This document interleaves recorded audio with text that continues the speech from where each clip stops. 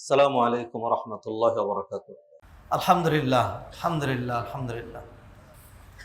হাদিরানে মজলিস, মুসল্লিয়ানে কেরাম, সম্মানিত ভাই ও বোনেরা, আমরা গত সপ্তাহে অত্যন্ত গুরুত্বপূর্ণ, জটিল, কঠিন, ভয়ানক, মারাত্মক একটি বিষয় নিয়ে আলোচনা শুরু করেছিলাম। সেটা হলো ফিতনা। ফিতনার সময়ে আমার আপনার করণীয় কাজ। যত্রতত্র ফিতনা, দিন যত যাচ্ছে ফিতনা তত বাড়ছে। তো সেই ফিতনা নিয়ে আলোচনা আমরা শুরু করেছি। এরই মধ্যে সময়ের ফিতনা দ্রুতই একটি সপ্তাহ ফুরিয়ে নতুন আরেকটি বর্ষে আমরা পদার্পণ করেছি, 1448 হিজরি। আজকে মহরমের 3 তারিখ।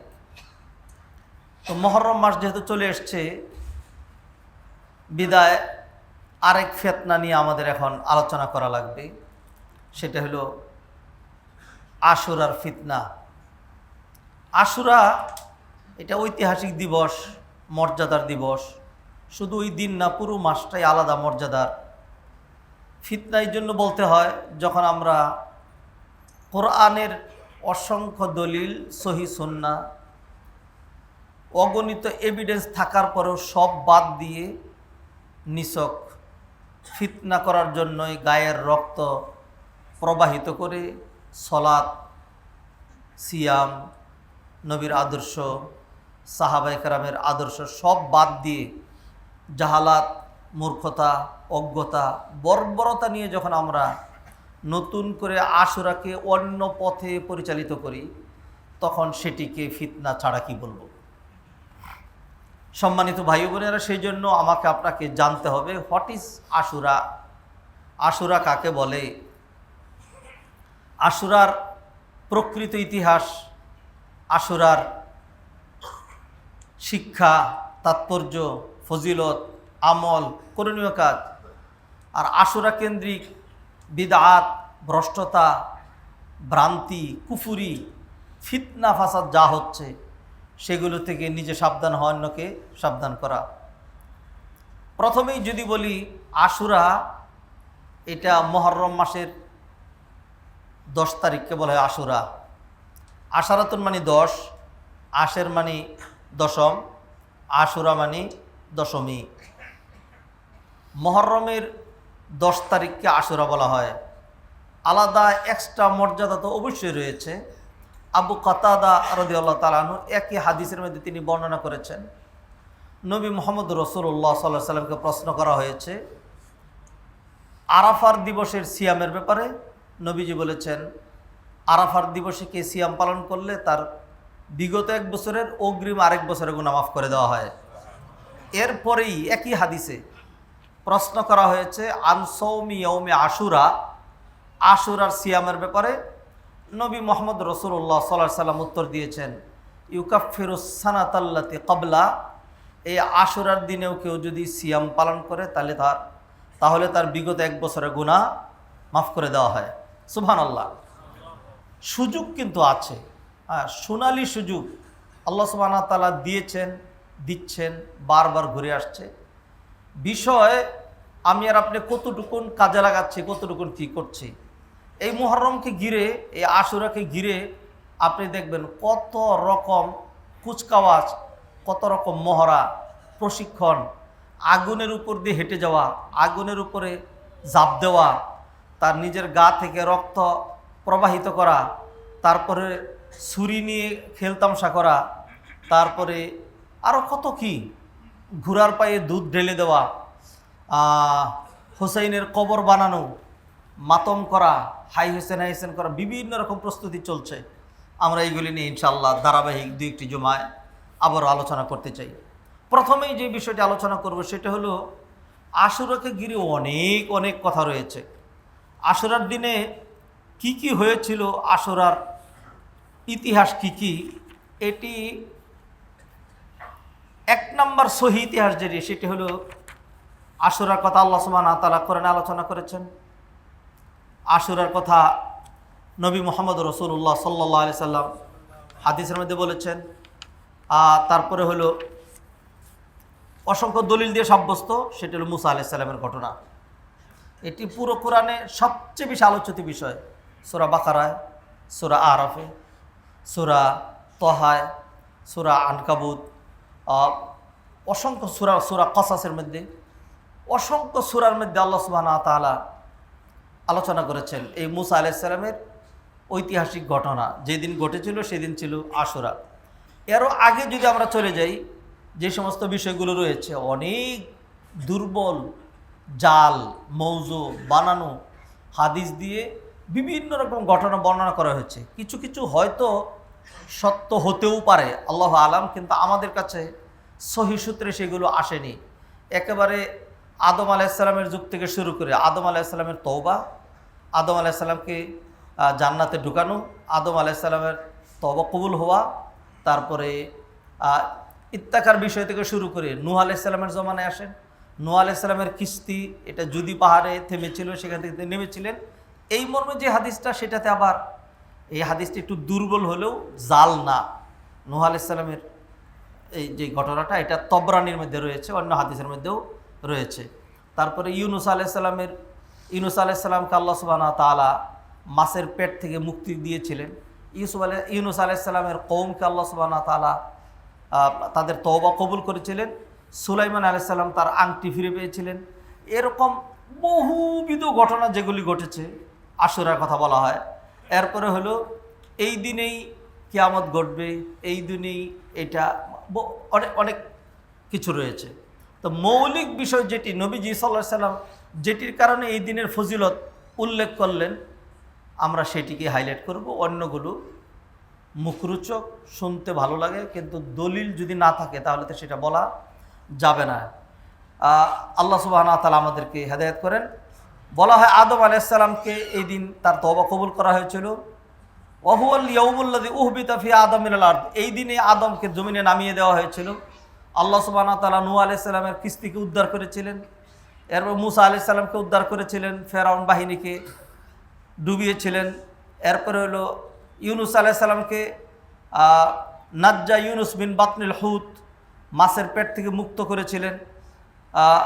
ওয়াকিলা হুয়াল ইয়াউমুল্লাযী তিবা ফিহি আলা কওমি ইউনুস আলাইহিস সালামের জাতির তওবা আল্লাহ কবুল করেছিলেন। ওয়াতিয়াল মুলকুল সুলাইমান আলাইহিস সালামের রাজত্ব দেওয়া হয়েছিল। ওয়ানুজ্জিয়া আইয়ুব মিন দুররিহি, আইয়ুব আলাইহিস সালামকে আল্লাহ যে বেদি দিয়েছিলেন, সেই রূপ থেকে তিনি সেদিন মুক্ত হয়েছিলেন। আর এই দিনেই গাজওয়াতুর রেকা, আর রেকা যুদ্ধ সংগঠিত হয়েছিল 4th হিজরিতে। আর এই দিনেই হুসাইন রাদিয়াল্লাহু তাআলা আনহুর শাহাদত হয়েছিল কারবালার ময়দানে। ইত্তাকার বহুবিধ ঐতিহাসিক ঘটনা যেই দিনে ঘটেছে, সেই দিনটা হলো আশুরা। সেই দিনটা হলো আশুরা। আনফর্চুনেটলি আশুরার মৌলিক শিক্ষা থেকে আমরা দূরে গিয়ে নবীজি কী করেছেন, সাহাবায়ে কেরাম কী করেছেন, তাবেঈনরা কী করেছেন, আইম্মা মুজতাহিদিন কী করেছেন, সেগুলোর আর দরকার নাই। সব কিছু বাদ দিয়ে এখন আমরা আশুরাকে নিয়ে আসছি শুধু কারবালার সাথে মিলিয়ে। আর এইখান থেকেই ফিতনা করতে হবে, লাগালাগি করতে হবে।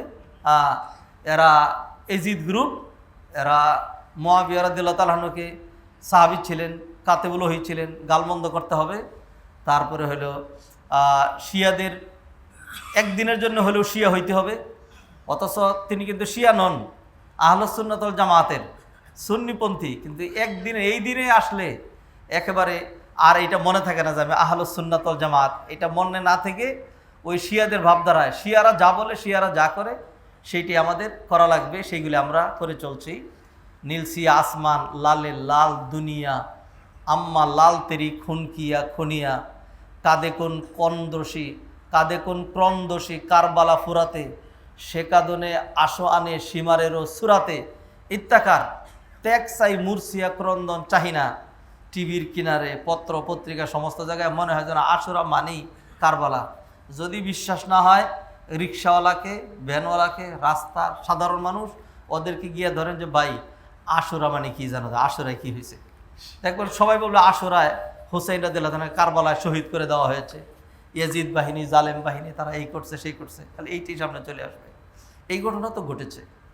তবে এই হুসাইন রাদিয়াল্লাহু তাআলার শাহাদত দিয়ে আশুরা আসে নাই, বরং আশুরার দিনে হুসাইনের শাহাদত হয়ে হোসেন রাদিয়াল্লাহু তাআলা আনহুর মান মর্যাদা হাজার গুণ লক্ষ গুণ বেড়ে গেছে। একটা সুন্দর সময় কে মৃত্যু না চায়?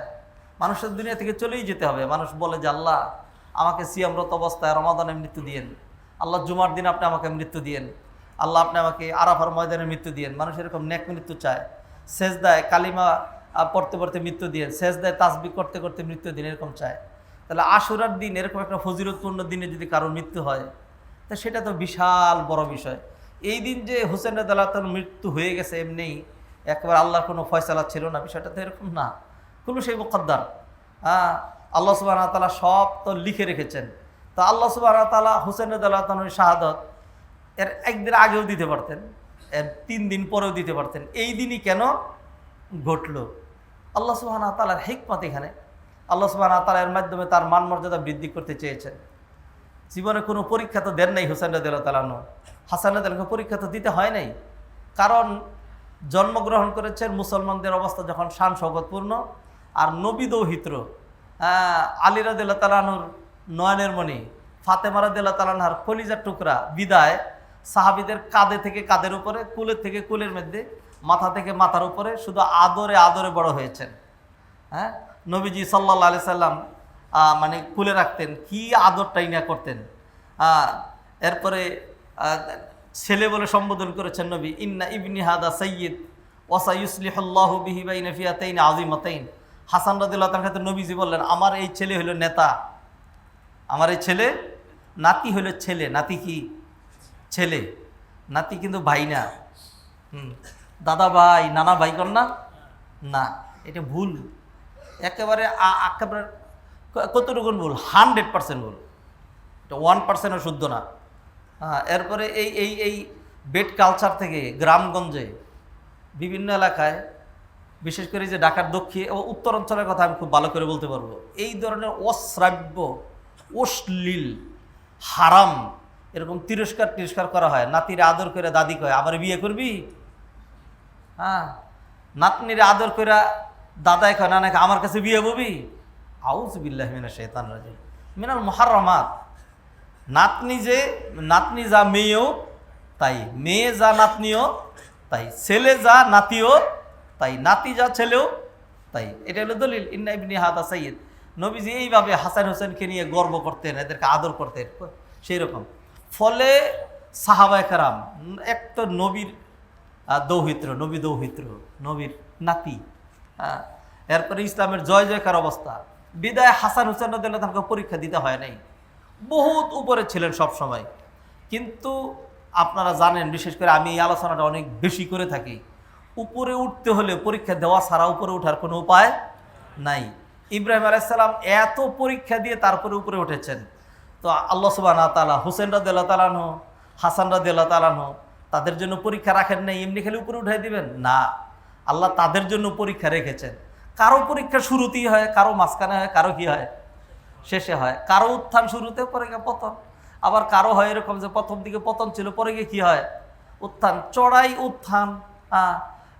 মানে লিকুল্লি জাওয়াদিন কাবুয়া, উত্থান পতন, everything has up and down, এটা থাকবে, এটা দুনিয়ার বিষয়। তো হুসেন রাদিয়াল্লাহু তাআলা আনহু, হাসান রাদিয়াল্লাহু তাআলা আনহু, তাদের শানে নবীজি সাল্লাল্লাহু আলাইহি সাল্লাম বললেন, ওয়াল হাসান ওয়াল হুসাইনু সাইয়্যিদা শাবাবি আহলিল জান্নাহ।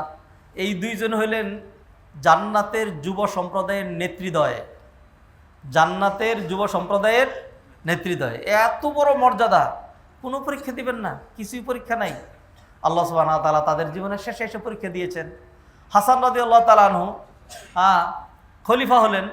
এরপরে যখন দেখলেন ফিতনা হচ্ছে, তখন তিনি নিজের থেকে বলেন, আমার দুনিয়া দরকার নাই। আমার নানা আমার জন্য যেই মান উল্লেখ করেছেন, জান্নাতের যুব সম্প্রদায়ের নেতা, আমার সেটাই চলবে, আমি সব ছেড়ে দিলাম। মুআবিয়া রাদিয়াল্লাহু তাআলার কাছে তিনি ক্ষমতা হস্তান্তর করে দিলেন, ছেড়ে দিলেন, তিনি আর নিলেন না। ফলে দুইটা গ্রুপের মাঝখানে যে বিশাল বড় বিবাদ, ঝগড়া এবং মারামারি, খুনাখুনি হওয়ার সম্ভাবনা ছিল, সেটা থেকে মুসলিম উম্মাহ বেঁচে গেলেন, যেটার ভবিষ্যৎবাণী নবীজি করেছিলেন, ইন্না ইবনি হাদা সাইয়্যিদ ওয়া সায়ুসলিহুল্লাহু বিহি বাইনা ফিয়াতাইন আযীমাতাইন। কি পরিমাণ ফিতনা! ওই ফিতনা থেকে, এই পরীক্ষা থেকে আল্লাহ সুবহানাহু ওয়া তাআলা তাকে মুক্ত করলেন। এই পরীক্ষা দিয়ে আল্লাহ সুবহানাহু ওয়া তাআলা তার মান মর্যাদা বৃদ্ধি করে দিলেন। কি পরিমাণ সার! কি পরিমাণ সার তিনি দিয়ে দিলেন দেখেন না। ক্ষমতার জন্য সারা বিশ্বময় কি পরিমাণ লাগালাগি না হয়। খেলাফত, রাষ্ট্রপ্রধান, তার হুকুমে। আর কেউ যদি এই পোস্টে থাকেন, অনেক ভালো মানুষ হলে বহুত ভালো কাজ করা যায়, তারপরে তিনি সেটা ছেড়ে দিলেন। হুসেন রাদিয়াল্লাহু তাআলা আনহু, এই ইতিহাস আমি এর আগে আলোচনা করেছি, এবার আবার রিপিট করবো ইনশাল্লাহ ধারাবাহিকভাবে।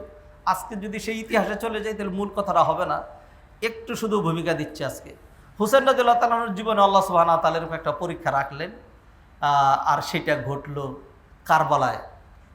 হ্যাঁ, সেই দিনটা ছিল আলিয়াউমুল আশের মিন মুহররম, আশুরার দিনে। এই পরীক্ষার মাধ্যমে তিনি দুনিয়া থেকে শহীদ হয়ে চলে গেলেন। হুসেন রাদিয়াল্লাহু তাআলা আনহু যদি ওই দিন নাম মারা যেতেন, তাকে যদি নাম মেরে ফেলা হতো, তাহলে তিনি আর কয় হাজার বছর বাঁচতেন? নিশ্চয়ই আজ পর্যন্ত বেঁচে থাকতেন। হ্যাঁ, চলেই তো যেতেন।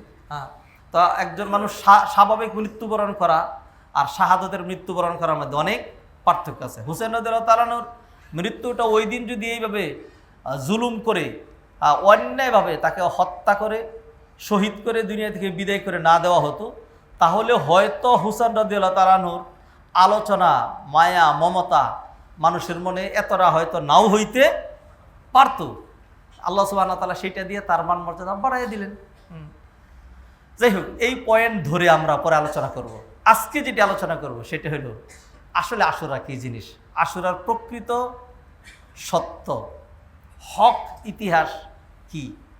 হক ইতিহাস আল্লাহ করে আলোচনা করেছেন। ওই সময়ের কথা স্মরণ করুন, যখন ইদনাজ্জাইনাকুম মিন আলি ফিরআউনা, যখন আমি তোমাদেরকে উদ্ধার করেছিলাম, রক্ষা করেছিলাম ফেরাউন বাহিনী থেকে। ইদনাজ্জাইনাকুম মিন আলি ফিরআউনা ইয়াসুমুনাকুম সুআল আযাব, যারা তোমাদেরকে খুব কঠিন আযাব দিত। ইযাববিহুনা আবনাকুম, তোমাদের ছেলেদেরকে জবাই করে ফেলত। ওয়াস্তাহিয়ুনা নিসাকুম, আর তোমাদের মেয়েদেরকে বাঁচিয়ে রাখত। হ্যাঁ, তাদের সেবা করার জন্য, তাদের নিম্নমানের কাজ করার জন্য ছেলেদেরকে জবাই করে দিত মানুষকে। কি পরিমাণ জালেম ফেরাউন ছিল, যে স্বামী স্ত্রী মেলামেশা করতে পারবে না, মেলামেশা করলেও কোনো সন্তান নিতে পারবে না। তার সন্তান না নেওয়ার আধুনিক যেই ব্যবস্থাপনা, এটা কি সেই ওই আদি যুগে ছিল না? হ্যাঁ, কী হবে যদি কারো পেটে সন্তান চলে আসুক, যদি ছেলে হয় তাহলে হওয়ার সাথে সাথেই জল্লাদ আছে, গোয়েন্দা তৎপরতা আছে। বাচ্চা হইলেই এই মা, বাবা, আত্মীয় স্বজন সকল মানুষের সামনে এই বাচ্চাকে জবাই করে ফেলা হবে, নিরাপদ বাচ্চাকে মেরে ফেলতে। কিসের কারণে? ওই যে ঘুরে গেলে একটা কি ক্ষমতা, মানে তার ভয় ছিল যে যদি গণকরা বলছে যে এমন এক সন্তানের জন্ম হবে বনি ইসরায়েলের মধ্যে, সে একটা স্বপ্নে দেখছিল, সেই স্বপ্নের ব্যাখ্যা করেছে গণকরা, স্বপ্নের ব্যাখ্যাকারীরা, যে ওই সন্তানের হাতে ফেরাউনের পতন হবে। শহর না, আমার পতন হবে? আমার পতন কে ঘটায় রে? আমি সবার পতন ঘটাবো। একেবারে ওই বনি ইসরায়েলে হইলে তো এটা হইতেই পারবে না, সব বাইরে ফেললো। হ্যাঁ, মানুষ তার পতনের সমস্ত পথগুলোই বন্ধ করে, শুধু ওইটা বন্ধ করতে পারে না যেই পথ দিয়ে তার কী হবে, পতন হবে, ওইটা বন্ধ করতে পারে না। তো এই তৎপরতা ফেরাউন চালু রেখেছিল। এরপরে যখন বনি ইসরায়েলদের আর পুরুষ ছেলে মানুষ শূন্য হয়ে যাচ্ছে, তখন কিপ্তিরা ফেরাউনের দলের লোকেরা বললো যে এইভাবে যদি সব পুরুষ মানুষ শূন্য হয়ে যায় তাহলে আমরা কারে খাটাবো? হ্যাঁ, যদি মেতর না পাওয়া যায় তাহলে তো ড্রেনের ভিতরে আর পায়খানা ট্যাঙ্কের ভিতরে আমার নিজের ডুব দিতে হবে, তখন কী অবস্থা হবে? কারণ ঠিক আছে, তাহলে একটা কাজ কর, 1 বছর ছেলে নিতে পারবে, আরেক বছর নিতে পারবে না। রুল দেখেন না কীরকম। হ্যাঁ, এরপর আল্লাহ সুবহানাহু ওয়া তাআলা কী করলেন? যেই বছর সন্তান নেওয়া অনুমোদিত ছিল সেই বছর আল্লাহ সুবহানাহু ওয়া তাআলা পাঠাইলেন হারুন আলাইহিস সালামের জন্ম দিলেন, ফলে হারুন আলাইহিস সালাম বেঁচে গেলেন। আর যেই বছর সন্তান নেওয়া নিষেধ ছিল আল্লাহ সুবহানাহু ওয়া তাআলা সেই বছর জন্ম দিলেন মুসা আলাইহিস সালামের। হ্যাঁ, এখন তো গোয়েন্দার লোকজন আসছে, মুসা আলাইহিস সালামের মায়ের তো ভয়ে সর্বনাশ, আমার এই মুসারে তো কেটে ফেলবে। আল্লাহ সুবহানাহু ওয়া তাআলা মুসা আলাইহিস সালামের মায়ের কলবের মধ্যে এক ধরনের ওহী দিলেন, যেটাকে এলহাম বলা হয়। শব্দগত দিক থেকে ওহী, বাস্তব হলো এলহাম। ওয়া আওহাইনা ইলা উম্মি মুসা আন আরদিহি, আমি মুসার মায়ের মনে এই মর্মে ওহী প্রেরণ করলাম যে দুধ খাওয়াইতে থাকো। ফাইদা খিফতি আলাইহি, বয়স যদি বেশি লাগে, ফালকিহি ফিল ইয়াম্মি, তাহলে এটা সাগরে ফেলাই দিবা। ওয়ালা তাখাফি ওয়ালা তাহজানি, ভয় করো না, চিন্তা করো না, ইন্না রদ্দু ইলাইকি ওয়া জাইলুহু মিনাল মুরসালিন, আমি এই তোমার সন্তানরা আবার তোমার কাছে ফিরে আনবো আর আমি তারা রসুল বানাবো। হ্যাঁ, তো মুসা আলাইহিস সালামের মা সেইভাবেই সেই কাজ করলেন। একটা বাক্স বানাইয়া সুন্দর করে বিছনা টিছনা করে দুধ টুধ খাওয়াইয়া, মুসা আলাইহিস সালাম কানতেন না, হ্যাঁ, দুধ টুধ খাওয়াইয়া এরপর রশি দিয়ে বাই দিয়া দিনের বেলা যখন গোয়েন্দারা আসার সময় এর আগে এই বাক্সটা নদীর মধ্যে ছেড়ে দিতেন আর একখানে কিনে বাইতে রাখতেন। কত মানুষের কত কিছু ভাসতেছে সেখানে। হ্যাঁ, গোয়েন্দারা ঘোরাঘুরি করে চলে যায়। হ্যাঁ, এরপরে তিনি উঠায় নিয়ে আসেন।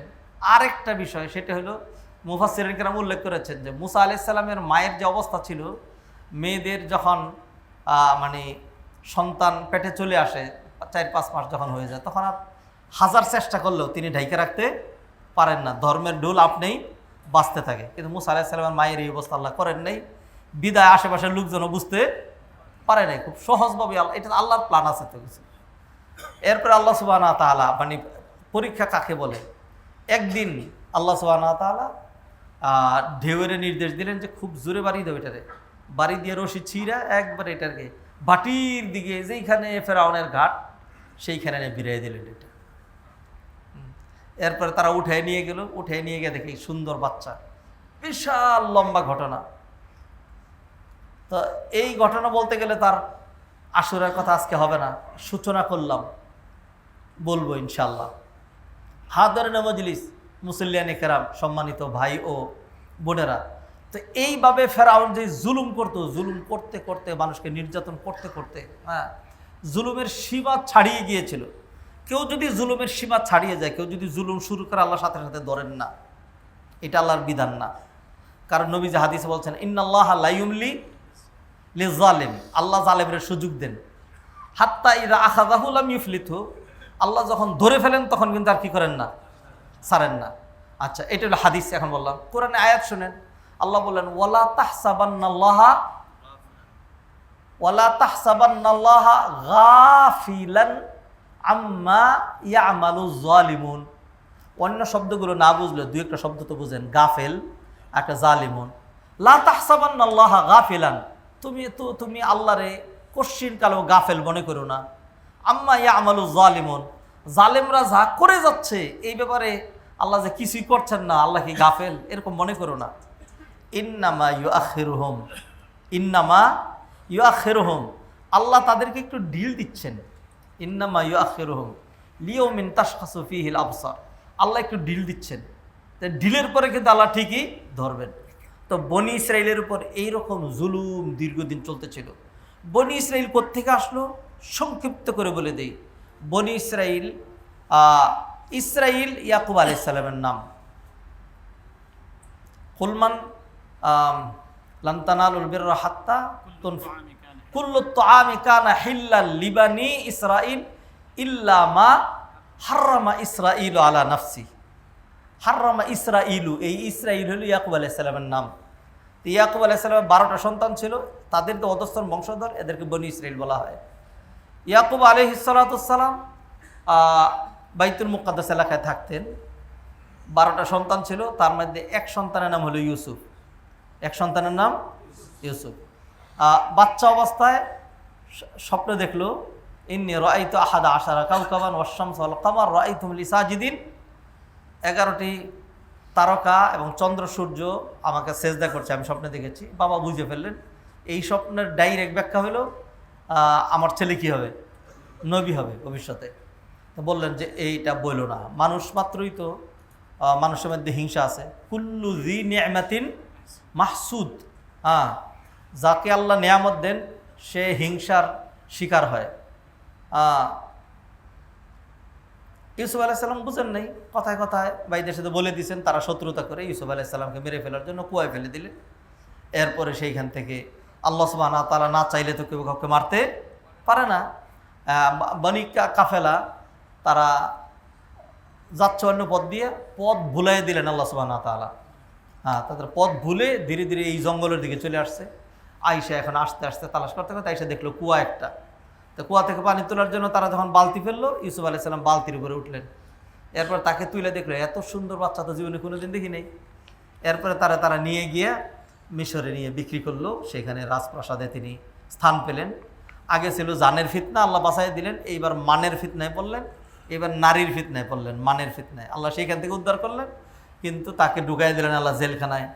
শেষমেশ আল্লাহ সুবহানাহু ওয়া তাআলা সেইখান থেকে মুক্ত করে আবার খাদ্যমন্ত্রী, এবং খাদ্যমন্ত্রী থেকে পূর্ণাঙ্গ বাদশা বানিয়ে দিলেন। এইবার ইউসুফ আলাইহিস সালাম, এই যে কথাগুলো বললাম 1-1.5 মিনিটে, এটা 1 ঘন্টার ইতিহাস অথবা 2 ঘন্টার ইতিহাস।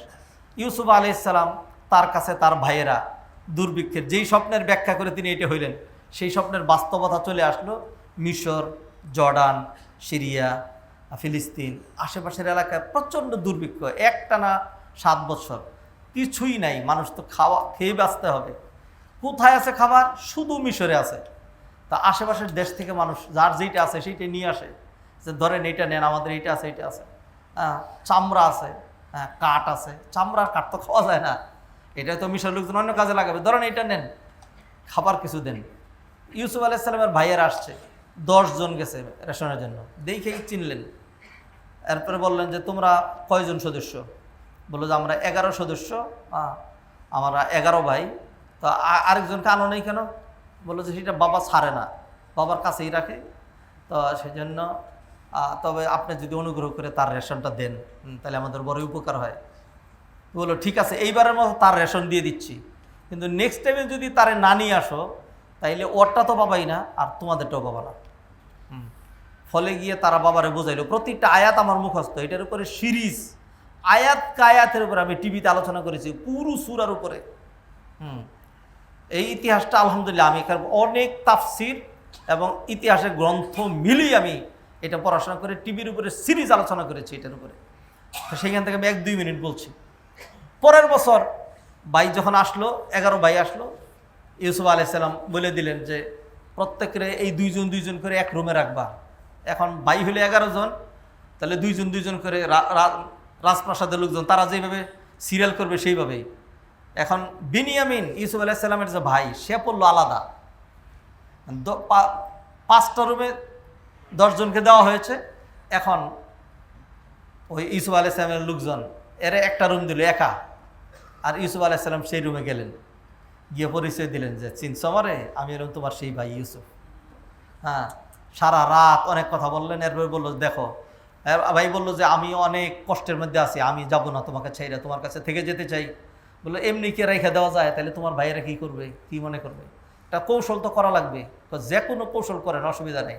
বললো ঠিক আছে, তাহলে তোমার আপাতত সুর বানাবো, হ্যাঁ সুর বানিয়ে রেখে দেবো। আচ্ছা ঠিক আছে, সুর বানিয়ে রেখে দেবো। শেষমেশ ইউসুফ আলাইহিস সালাম বলে দিলেন যে যখন রেশন দিবা, রেশন দেওয়ার স্বর্ণের যেই বান্ড যেটা দিয়ে মেপে দেওয়া হয়, এইটা ওই যে বিনিয়ামিনের সালার ভিতরে ঢুকে দেওয়া হলো।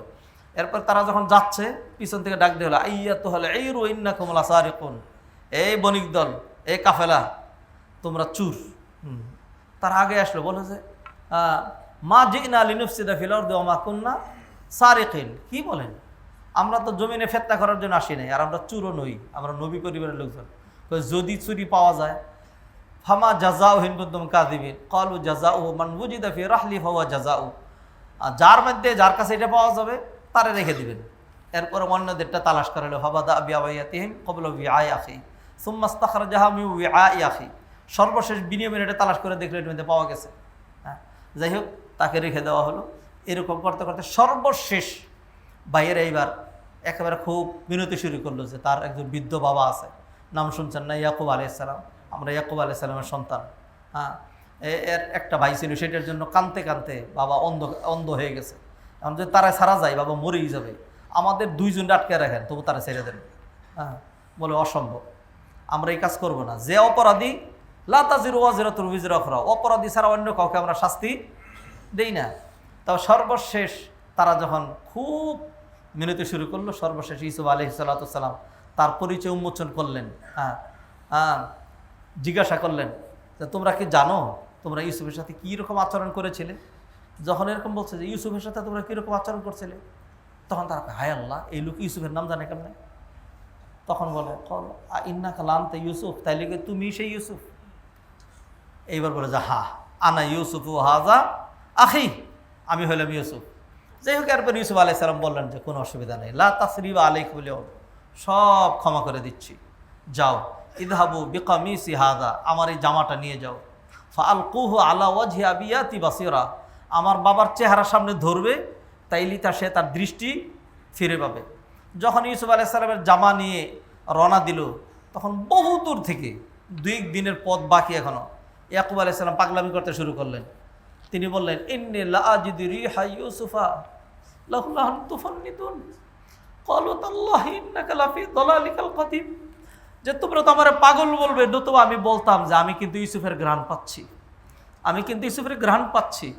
তো লোকজন বলল, তাল্লাহি ইন্নাকা লাফি দালালিকাল কাদিম, আল্লাহর কসম আপনি আপনার প্রাচীন ভ্রান্তিতেই রয়ে গিয়েছেন। এর কয়েকদিন পরেই তো জামা নিয়ে আইসা যখন জামাটা চেহারার সামনে ধরা হলো, আল্লাহ সুবহানাহু ওয়া তাআলা দৃষ্টি ফিরিয়ে দিলেন। সুবহানাল্লাহ। বিশাল ঘটনাকে অল্প একটু করে বললাম বোঝানোর জন্য। বনি ইসরাইল এইখানে কোথা থেকে আসলো? ইউসুফ আলাইহিস সালাম বলে দিলেন, তোমাদের আর কষ্ট করা দরকার নাই, তোমরা এখানে চলে আসো। সর্বসাকুল্যে 89 জন বা 90 জন, আরেকটা বর্ণনা হলো 70 জন। ইয়াকুব আলাইহিস সালামের স্ত্রী, ইউসুফ আলাইহিস সালামের খালা, ইউসুফ আলাইহিস সালামের মা আগেই মারা গেছেন। হ্যাঁ, তারপরে হলো ভাইদের সন্তান, তাদের নাতি নাত করে, এই সব মিলে প্রায় 90 জন তারা মিশরে এসেছিলেন। এইখানে তারা ছিলেন 428 বছর, 428 বছর এইখানে তারা ছিলেন।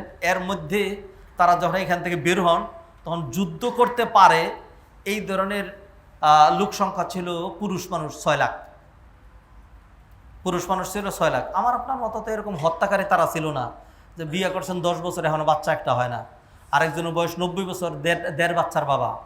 হ্যাঁ, এক ছেলে এক মেয়ে মানে 1.5 বাচ্চা। হ্যাঁ, আর যদি 2 ছেলে হয় তাহলে 2 বাবা, আর যদি 2 মেয়ে হয় তাহলে একটার বাবা। হাফ হাফ মিলে তো একটাই হয়। এরকম তো তারা ছিল না, তারা সমানে বাচ্চা নিতেন, প্রচুর আল্লাহ সন্তান দিয়েছেন। তো এইভাবে তাদের এখানে স্থান হইল।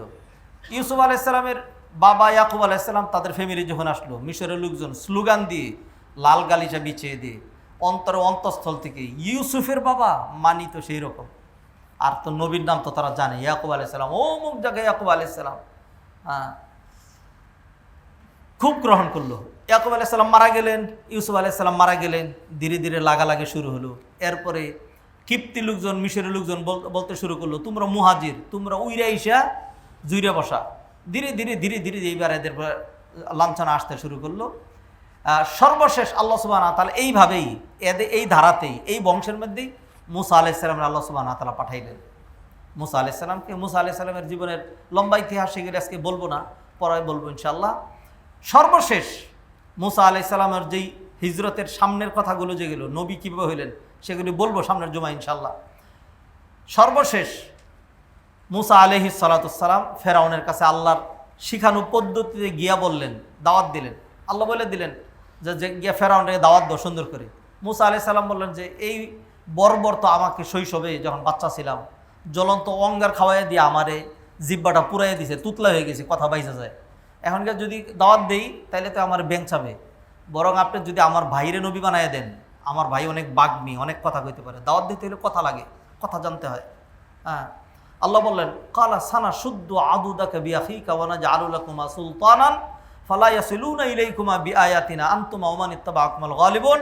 আমি তোমার ভাইরেও নবী বানাইয়া দিচ্ছি, এবং তোমরা 2 ভাই, আর নিদর্শন দিলাম 2টা, তোমরাই বিজয়ী থাকবে। ফেরাউন বিশাল বাহিনী নিয়ে কিছুই করতে পারবে না, পারুক বা না পারুক। ইযহাবা ইলা ফিরআউনা ইন্নাহু তাগা, ফেরাউনের কাছে যাও, গিয়ে সুন্দর করে বিনম্র ভাষায় দাওয়াত দাও। ফাকুলা লাহু কাওলাল লাইয়িনান লাআল্লাহু ইয়াতাযাক্কারু ইয়াখশা। আল্লাহ তো জানেনি ফেরাউন হেদায়েত গ্রহণ করবে না, কিন্তু আল্লাহ দাওয়াতের উসলুব শিখাইলেন, সুন্দর করে দাওয়াত দিতে হয় কর্কশ ভাষায়। হ্যাঁ, আর হইল খুব পাষণ্ড হইয়া, হ্যাঁ, রূঢ় ভাষায়, খুব মেজাজের সাথে খুব করে ফেললাম, মানুষ দাওয়াত নেয় না। এটা দাওয়াতের পলিসি না, এটা দাওয়াতের উসলুব না। দাওয়াতের পলিসি কি, দাওয়াতের উসলুব কি আল্লাহ শিখাই দিয়েছেন। উদু ইলা সাবিলি রাব্বিকা বিল হিকমাতি ওয়াল মাউইযাতিল হাসানা। অন্য আয়াতে বলছেন, লাউ কুনতা ফাজ্জান গালিযাল কলবি লানফাদ্দু মিন হাওলিক। যদি রূঢ়ভাষী হতেন তাহলে লোকজন আপনার দরবার থেকে দূরে চলে যেত। মুসা আলাইহিস সালাম সেইভাবে সুন্দর করে তাকে দাওয়াত দিলেন। যখন দাওয়াত গ্রহণ করবে না, আল্লাহ শেষে শিখাই দিলেন যে লাস্ট কথা বলবা, আন আরসিল মা'আনা বানি ইসরাঈল ওয়া লা তু'আযিবহুম ক্বাদ জিনাকা বিআয়াতিন মির রাব্বিক ওয়াসসালামু আলা মান ইত্তাবা'আল হুদা। ঠিক আছে, কিচ্ছু দরকার নাই, বনি ইসরাইলের A to Z সকল মানুষের দায়িত্ব আমি নিলাম, সবাইকে নিয়ে সাগর পার হয়ে আমরা ওই পারে চলে যাবো, আমরা এখানে থাকবোই না, অনুমতি দাও, নিয়ে চলে যাবো। ফেরাউন বলল না, যাইতেও দেওয়া হবে না। আল্লাহ সুবহানাহু ওয়া তাআলা ওহী নাজিল করলেন, ও মুসা, ফেরাউন তো ফেরাউনই, হ্যাঁ, কোনোতেই কিপ্তিরা তোমাদের উপর জুলুম করতে থাকবে। এইগুলি হলো ওই যে দেখেন না আমাদের দেশেও রাজনীতির কিছু ভাষা আছে, দেখেন না, পচা রাজনীতির, এগুলি টিকায় রাখবে, বাস্তবতা কিছুই নাই। ওই বনি ইসরাইলের লোকজনের সাথেও কিপ্তিরা, ফেরাউনের লোকজন, এইটা এক করে রাখবে। ওদের দরকার, এদেরকে ছাড়া চলবে না, হ্যাঁ, কিন্তু এদেরকে কি করবে না, এদেরকে স্বীকৃতি দিয়ে, এদেরকে নিয়ে একসাথে মিলে এটা করবে না, এদেরকে খালি জুলুম করতে থাকবে। আল্লাহ সুবহানাহু ওয়া তাআলা শিখাই দিলেন, মুসা, তুমি যদি বনি ইসরাইলকে উদ্ধার করতে চাও তাহলে চুরি করে রাতের আধারে লুকিয়ে উদ্ধার করা লাগবে। সেটা কিভাবে আল্লাহ শিখাই দিলেন। এরপরে মুসা আলাইহিস সালাম জানাই দিলেন বনি ইসরাইল লোকজনরে যে সবাইকে জানিয়ে দেব যে অমুক রাতে আমরা চলে যাব, অমুক রাতে আমরা চলে যাব, সবাই একসাথে বের হব। কোন দিকে যাব? সাগরের দিকে, সাগর পার হয়ে করে যেতে হবে। মুসা আলাইহিস সালামের কথা মোতাবেক সবাই যখন রওনা দিল চলে যাচ্ছে, তখন এই খবর ফেরাউনের কাছে যাওয়ার পরে বলল যে আরে যাইতে থাক না, কদ্দূর যাবে? দুই রকম বর্ণনা আপনাদেরকে শোনাবো, কদ্দূর যাবে। হ্যাঁ, সকালবেলা ঘোষণা করে দিবা লোকজন আসার জন্য, সাগর পার হয়ে তো আর যেতে পারবে না। ঘোষণা দেওয়া হলো যে একটা বকরি জবাই করা হচ্ছে, এই বকরির গোশত বানায় রেডি করতে করতে এর মধ্যে 8-10 লক্ষ লোকের একটা বিশাল বাহিনী রেডি চাই। যদি এর চেয়ে বেশি দেরি হয় তাইলে কিন্তু কি আছে, খবর আছে। তো ফেরাউনের বাহিনী রেডি হয়ে গেল। হ্যাঁ, আবার আরেকটা বর্ণনা আছে এরকম, যখন রওনা দিল চলে যাচ্ছে, ফেরাউনের কাছে খবর যাওয়ার পরে বললো যে আমরা সকাল হলে রওনা দেব। আল্লাহ সুবহানাহু ওয়া তাআলা সেই দিন মুরুখগুলোরে ঘুম পাড়ায় রাখলেন, যাতে দেরি করে রাতটাকে একটু লম্বা করে দিলেন, যাতে মুসা আলাইহিস সালাম নির্বিঘ্নে সেই সাগরের কিনারে চলে যেতে পারে। যাই হোক, পরের দিন সকালে ফেরাউন বিশাল বাহিনী নিয়ে রওনা দিয়ে আসছে। এইবার এইখান থেকে এইটুকুন বলে আমি আশুরার জিস্ট বক্তব্য দিয়ে আজকের খুতবা শেষ করে দিচ্ছি। ওয়াওহাইনা ইলা মুসা আন আসরি বিইবাদি ইন্নাকুম মুত্তাবাউন ফাআরসালা ফিরআউনু ফিল মাদাইনি হাশিরিন। আমি মুসার কাছে এই মর্মে ওহী প্রেরণ করলাম, রাতের আধারে লুকায়া পালাও। যখন পালাইলেন সকালবেলা তারা দেখতে পেল যে বিশাল ধুলা উড়াইয়া বিশাল বাহিনী দপদপ দপদপ করে আসছে। তখন মুসা আলাইহিস সালামের অনুসারী বনি ইসরাইল যারা ছিল, ক্বালা আসহাবু ফালাম্মা তারা আল জামআনি ক্বালা আসহাবু মুসা ইন্না লামুদরাকুন। মুসা, কি সর্বনাশটাই করলাম, জুলুমের শিকার হলেও তো জানে বাইসা থাকতাম, খামাখা আমাদেরকে নিয়ে আসলা, এখন সামনে সাগর, জাপ দিলে এমনি মরবো, আর বিশাল বাহিনী আসছে, এই যে লুকাই আসছে, এখন তো ফেরাউনরা আমরা চিনি, একটা মানুষকেও আর কি রাখবে না, আস্ত রাখবে না, আমাদের এখন কি হবে? মুসা আলাইহিস সালাম বললেন, কাল্লা ইন্না মাইয়া রব্বি সায়াহদিন, কোশ্চিন কালেও না, আমার সাথে আল্লাহ আছেন, আল্লাহ আমাকে কি করবেন, পথ দেবেন। এই যে ভাইয়েরা যারা শুনছেন আশুরার ইতিহাস শুনেন, আশুরা কারে কয়? এই যে এখন যা আলোচনা করতেছি এইটা আশুরা। কোরআনে এক আয়াত, শত শত আয়াত এই ঘটনা কেন্দ্রিক, কিন্তু এগুলি তো আমরা নিই না। আমরা আশুরা মানেই কি হাই হোসেন, হাই হোসেন না, হাই হোসেন মানে আশুরা না। মুসা আলাইহিস সালাতু ওয়াস সালাম বললেন, কাল্লা, নেভার, কোশ্চিন কালেও না, আমার সাথে আল্লাহ আছেন, তিনি আমাকে পথ দেখাবেন। আর আল্লাহ ওই মুহূর্তে মুসার কাছে ওহী নাজিল করলেন, ফাআওহাইনা, শব্দ শুনেন, ইলা মুসা আনিদরিব বিআসাকাল বাহার, মুসা তোমার লাঠি দিয়ে সাগরে আঘাত করো। তো মুসা আলাইহিস সালাম, আমি এর আগেও বলছি আপনাদেরকে, আমরা হলে বলতাম যে আল্লাহ আপনি এই মুহূর্তে ঠাট্টা মশকরা করতেছেন, হ্যাঁ আসল কাজের কথা কোন দেখি। হ্যাঁ, মুসা আলাইহিস সালাম কিন্তু না, আল্লাহ বলছেন লাঠি দিয়া। মুসা আলাইহিস সালামের হাতে যে লাঠি ছিল এরকম লাঠি ছিল না, যেই লাঠি ছিল এটা সাধারণ হালকা একটা লাঠি, যেটা দিয়া ছাগল মেষ এগুলি তাড়াইতে হয়। শুআইব আলাইহিস সালাম এটা তাকে দিয়েছিলেন। কোথার থেকে? এটা পিছনের ইতিহাসে যাইতে হবে। আমি 3 বছরের ইতিহাস 3 মিনিটে বলে আসছি, এগুলি সব বলবো কেমনে? হ্যাঁ, তো এই লাঠি আমি যখন তুরস্কের জাদুঘরে সেইখানে বিভিন্ন নিদর্শন দেখতে গেছি, সেইখানে গিয়ে দেখি একখানে লেখা আছে, আসা মুসা। আমি হাসছি মনে মানে যেইটি লেখা থাকুক 100% অথেন্টিক কিনা আল্লাহ ভালো জানেন। এত আগের লাঠি পাবে কোথায়, আমি 100% বিশ্বাস করি না। কিন্তু আসা মুসা বলে যেটা ঝুলাই রাখছে, এটা হলো বাঁশের একটা কঞ্চা। বাঁশের কঞ্চি চিনেন আপনারা? এই শহরের ছেলেপেলেরা এগুলো চিনবে না। বাঁশের যে কঞ্চি, এরকম একটা কঞ্চি আঁকা বাঁকা একটু এই ধরনের একটা কঞ্চি, এটা ঝুলানো, লেখা হলো আসা মুসা। হ্যাঁ, আমি লুকাই এটার ছবি করে নিয়ে আসছিলাম যে এটা হলো মুসা আলাইহিস সালামের লাঠি। ওই লাঠি দিয়ে মুসা আলাইহিস সালাম সাগরের মধ্যে আঘাত করলেন এরকম করে, বিসমিল্লাহ। বাড়ি দিলে কি হইব? সাগরে না, আপনি টেস্ট করে দেখেন তো, আপনার ঘরের মধ্যে কিছু পানি জমা করে একটা ড্রেনের মধ্যে বাড়িতে দেখেন তো পানি দ্বিখণ্ডিত হয় নাকি? হ্যাঁ, বাড়ি দিলেন, মুসা আলাইহিস সালাম দেখলেন যে পানি দ্বিখণ্ডিত হয়ে একদম সোজা শুকনো রাস্তা ওই কিনারে যাচ্ছে। আল্লাহ বললেন দেরি নয় মুসা, আরেকটা বাড়ি, এরকম 12টা বাড়ি দিতে হবে। যেখানে বাড়ি দিলেন পানি সাইড হয়ে সোজা দেয়ালের মতো দাঁড়িয়ে থাকলো, শুকনো রাস্তা হয়ে গেলো। আল্লাহ বললেন তাড়াতাড়ি 12টা কওমকে 12 রাস্তায় ঢুকতে বলেন। মুসা আলাইহিস সালাম সবাইরে নিয়ে ওই পারে চলে গেলেন। ফেরাউন ততক্ষণে চলে আসলো, আইসা একটা ভাষণ দিল যে আমার জন্য রাস্তা হয়ে রয়েছে, তোমার জন্য না, তোমার ধ্বংসের জন্য। হ্যাঁ, এরপরে সে বলে যে ঢুকো এখানে। মুসা আলাইহিস সালাম A to Z সবাইকে নিয়ে ওই কিনারে উঠে গেলেন, চলে গেলেন। আর ফেরাউন সবাইকে নিয়ে যখন ঢুকলো, আল্লাহ পানিকে নির্দেশ দিলেন যে যেমন ছিল তেমন হয়ে যাও। এরপরে মুসা আলাইহিস সালাম এবং তার অনুসারী যারা ছিল একজনও মারা গেল না, ফেরাউন এবং তার সাথে যারা ছিল একজনও বাঁচল না। আল্লাহ সুবহানাহু ওয়া তাআলা কি করে দিলেন, কাম তারাকু মিন জান্নাতিন ওয়া উয়ুনিন ওয়া যুরুইন ওয়া মাকামিন কারীম। এই যে যারা এখানে সলিল সমাধিস্থ হলো, এরা কত সুন্দর বালাখানা, বাগান বাড়ি, তারপরে ঐশ্বর্য সম্পদ, কত কিছু রাইখে আসছিল। কি ওয়ানামাতিন কানু ফিহা ফাকিহিন, আর কত নিয়ামতের মধ্যে তারা উপভোগ করতে সব রাইখে আসছে। কিন্তু তাদের আর সেইখানে ফেরত যাওয়া হলো না। ও মুসল্লিয়ানে কেরাম, এই যে ঘটনা, এই যে ঘটনা আলোচনা করছিলাম ছোট্ট করে, এই ঘটনা যেই দিন ঘটেছিল সেই দিনের নাম কি? আশুরা। আশুরা। সে এরপর থেকে মুসা আলাইহিস সালাম সচক্ষে দেখাতো যে একদম আমারে সহ সবাইরে মাইরে ফেলতো। আল্লাহ আমারে সহ আমার সকল অনুসারে বাঁচাই দিলেন। তাও কীভাবে বাঁচাই দিলেন? জীবনের কোনো রেকর্ড নাই। সাগরের পানি দ্বিখণ্ডিত করে শুকনা রাস্তা করে। আর ঠিক যারা বিশাল ক্ষমতাধর, তাদেরকে আবার আমাদের চোখের সামনে কি করলেন? মেরে ফেললেন। তো মুসা আলাইহিস সালাম এই দিন শুকরিয়া দেখেন, আল্লাহ এমন এক দিন, নেয়ামতের দিন, তিনি শুকরিয়া তার রোজা রাখতেন। এই ধারা চলে আসছে, নবীজি এটা জানতেন আগের থেকে। এই দিনে নবীজি রোজা রাখতেন, আশুরার দিন নবীজি রোজা রাখতেন। মক্কাতে ইহুদি ছিল না, মদিনায় এসে দেখেন ইহুদিরা রোজা রাখে। এরপরে নবীজি সাল্লাল্লাহু আলাইহি সাল্লাম বললেন যে এই সাহাবীরা তোমরাও রোজা রাখো। নবীজি রোজা রাখতেন। আশুরার রোজা রাখা ফজিলত হলে 1 বছরের গুনাহ মাফ হবে। এই মুহররম মাসের রোজা 5 প্রকার। কয় প্রকার?